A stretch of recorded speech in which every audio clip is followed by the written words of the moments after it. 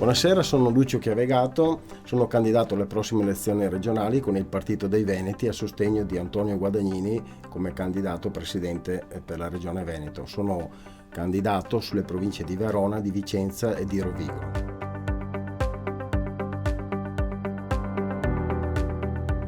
Le questioni sarebbero tantissime. Io mi riallaccio ad una cosa che ha detto Luca Zaia nel 2014, è una cosa su cui sono d'accordo, che ha detto che possiamo fare tutte le più belle promesse del mondo, ma se il portafoglio è vuoto, le promesse servono solo per campagna elettorale. Quindi io non sono qui, non sono un politico di professione, non sono capace di dire le bugie come mi hanno detto altri politici in passato e quindi sono qua per portare avanti una battaglia democratica con basi giuridiche per dare l'autogoverno al Veneto.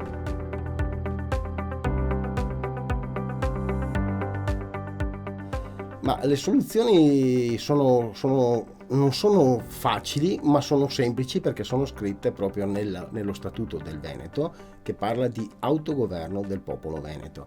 L'autogoverno, che è una cosa molto diversa dall'autonomia, parola ormai inflazionata da tutti i partiti. Infatti, se vedete, tutti i partiti sono diventati tutti autonomisti: Fratelli d'Italia, Forza Italia, la Lega, addirittura anche l'estrema sinistra usa la parola autonomia, che poi non ti specificano che cosa è questa autonomia, perché parlare di autonomia, se mi danno l'autonomia per decidere il calendario scolastico o per decidere se la sagra del Radecio è più importante della sagra del Tartufo, sinceramente a me di questa autonomia non mi interessa nulla. Quando si parla di autonomia, e noi parliamo di autonomia fiscale, che vuol dire che i 16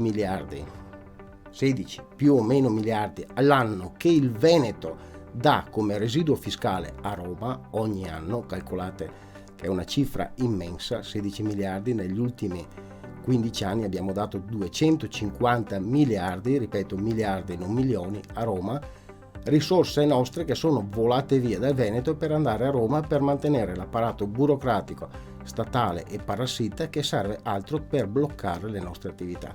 Quindi noi parliamo di un percorso giuridico che si chiama autogoverno. Siamo pronti, abbiamo le basi giuridiche, abbiamo i legali, abbiamo la squadra che può fare questo in una maniera molto semplice.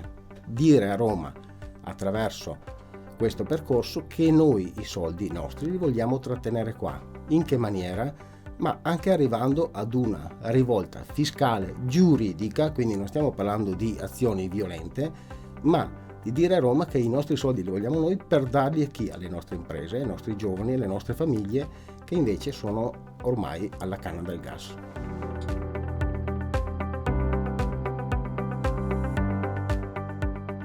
Ma sinceramente non mi sono mai fatto spingere nella vita. Sinceramente non sono uno dell'ultima ora, perché io faccio politica, come dico sempre, da 25 anni, gratis. Non sono mai costato né un euro, nemmeno una lira ai contribuenti veneti. Non sono qui per lo stipendio, perché ho un lavoro degno che mi dà soddisfazioni.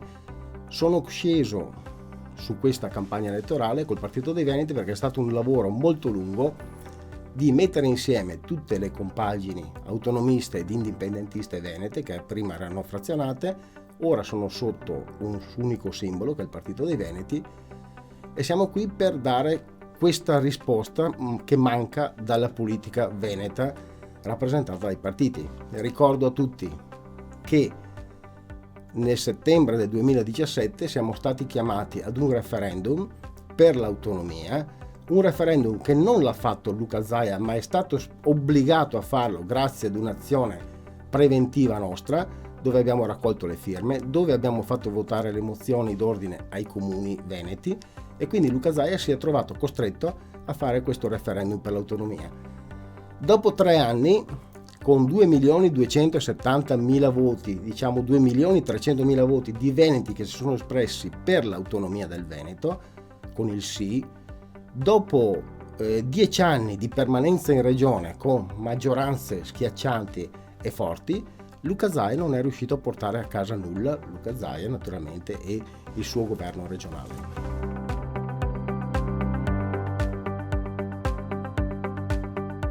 io sono sempre stata una persona coerente con le mie idee, non ho mai ceduto alle lusinghe dei partiti nazionali, e ne ho avute tante in passato, da destra e anche dal centro. Sono una persona che porta avanti le proprie idee, non personali, ma per un benessere per il popolo veneto.